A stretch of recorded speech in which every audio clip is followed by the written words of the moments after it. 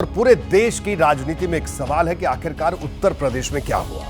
BJP के रणनीतिकार भी ये कह रहे हैं, क्योंकि अगर बीजेपी पिछला प्रदर्शन भी उत्तर प्रदेश में दोहरा लेती तो अपने दम पर बहुमत के करीब पहुंच जाती, लेकिन ऐसा नहीं हुआ।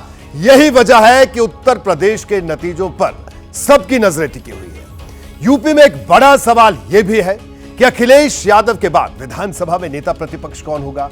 कुछ नाम चर्चा में है, मैं उनके बारे में भी आपको जल्दी से बता देता हूं। इनमें सबसे पहला नाम रामअचल राजभर का है। इसके अलावा शिवपाल यादव का नाम भी चर्चा में और इंद्रजीत सरोज की भी चर्चा चल रही है।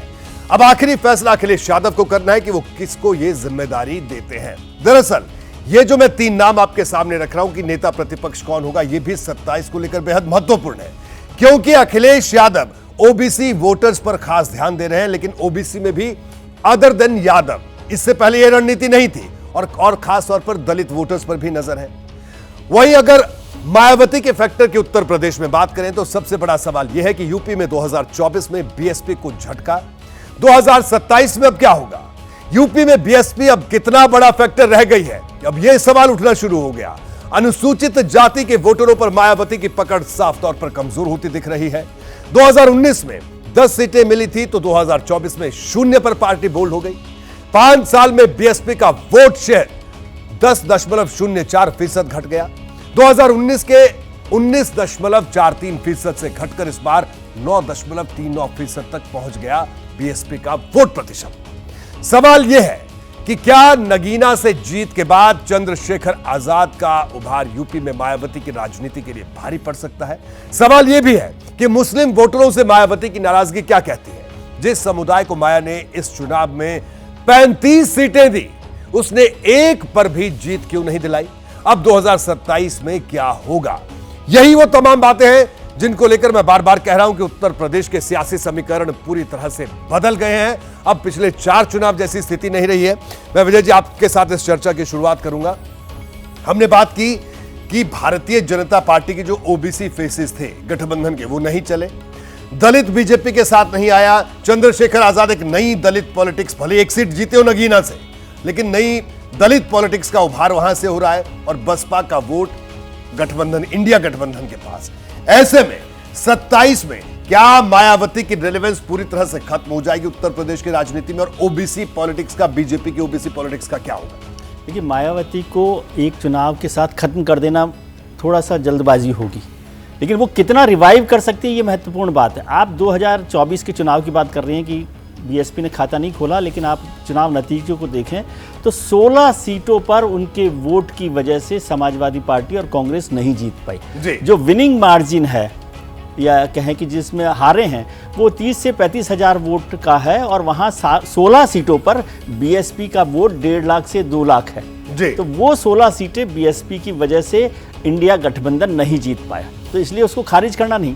जहाँ तक बात है मुसलमानों की, जिस पर मायावती जी ने भी प्रतिक्रिया दी थी कि उनका भरोसा नहीं करना चाहिए, तो सोच समझ के टिकट दूंगी, लेकिन उसमें एक बात समझनी चाहिए कि मुसलमान मायावती जी से नहीं छिटके।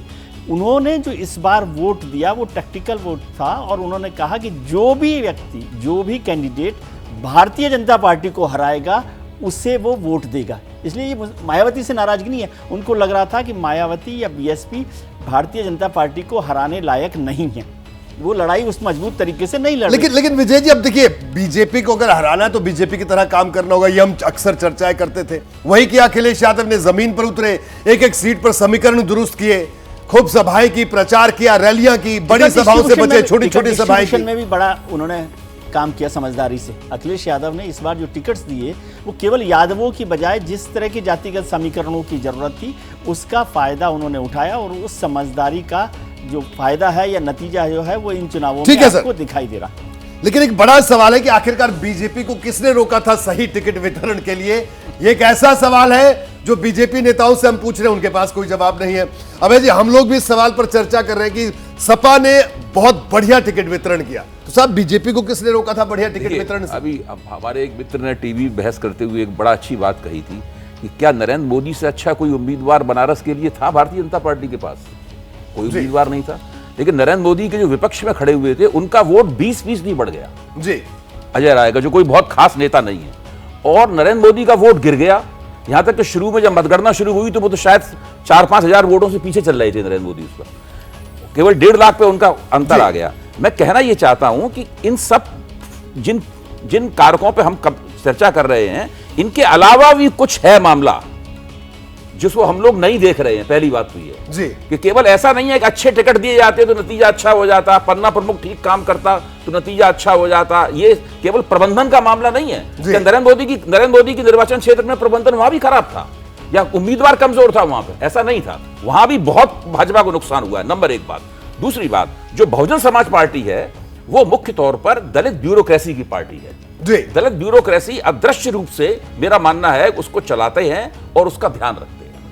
उसके लिए शुरुआत में पैसे की सारी जुगाड़ वो करते थे और कांशीराम ने रिकॉर्ड पे ये बात कही थी, मैंने उनके ऊपर किताब भी लिखी है, उसमें उनका कोटेशन भी है कांशीराम का। जी वो ध्यान से देख रहे हैं इस पूरे घटनाक्रम को कि मायावती किस तरह चुनाव दर चुनाव मुंह की खा रही हैं और उनका वोट लगातार गिरता जा रहा है और इनके ग्राफ में थोड़ा चढ़ाव हो रहा है। चंद्रशेखर के ग्राफ में उन्होंने अपना चुनाव भी जीत लिया और उसमें बसपा के उम्मीदवार को भी उन्होंने हराया।